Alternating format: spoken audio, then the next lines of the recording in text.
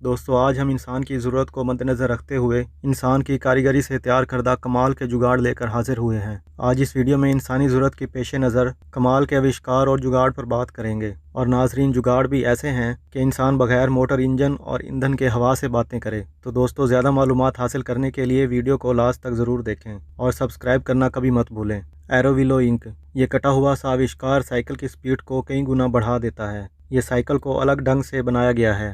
انسان کو اس کے اندر لیٹ کر اسے چلانا پڑتا ہے۔ ایک بار اس سائیکل کے اندر بیٹھنے کے بعد اس کور کو اس کے اوپر چڑھا دیا جاتا ہے اور اسے روڈ کے اوپر دوڑنے کے لیے چھوڑ دیا جاتا ہے۔ یہی نہیں بلکہ اس کے اندر ایک سکرین بھی لگی ہوتی ہے جس کی مدد سے باہر روڈ کے اوپر نظر رکھی جاتی ہے۔ اس طرح دائیں بائیں دیکھنا اور سمت کا تعین کرنا آسان ہوتا ہے، اور یہ ڈائنامک سائیکل بہت زیادہ سپیڈ کے ساتھ ہوا کو چیرتی ہوئی آگے بڑھتی جاتی ہے۔ اس سائیکل کو صرف ایک کھیل کے لیے استعمال کیا جاتا ہے۔ یہ عام مارکیٹ میں ابھی میسر نہیں ہے۔ دی بائی سمپلی، اس شکل کی سائیکل شاید ہی پہلے آپ نے کبھی دیکھی ہوگی۔ اس سائیکل میں چین نہیں ہوتی۔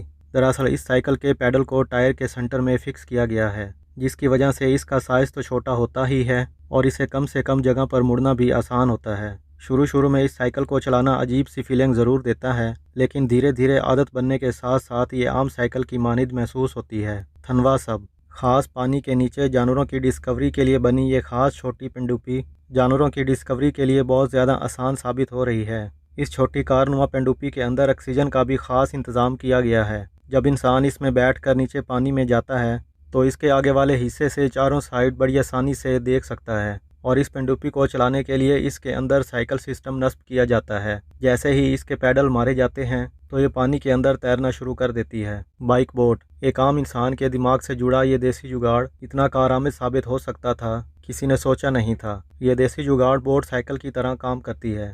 اس بوٹ کو سڑک پر چلانے کے ساتھ ساتھ اسے سیدھا پانی میں بھی اتار سکتے ہیں۔ پانی میں اتارتے ہی اسے بوٹ میں لگے چپوں کی مدد سے اسے بڑی تیزی سے آگے کی طرف تیرا سکتے ہیں۔ ایک ہی وقت میں اس بوٹ کو سڑک اور پانی میں چلایا جا سکتا ہے۔ تو دوستو، آج کے لیے اتنا ہی۔ میں امید کرتا ہوں یہ ویڈیو آپ کو پسند آئی ہوگی اور آپ کے علم میں اضافہ بھی ہوا ہوگا۔ تو ملتے ہیں اگلی ویڈیو میں، تب تک کے لیے اللہ حافظ۔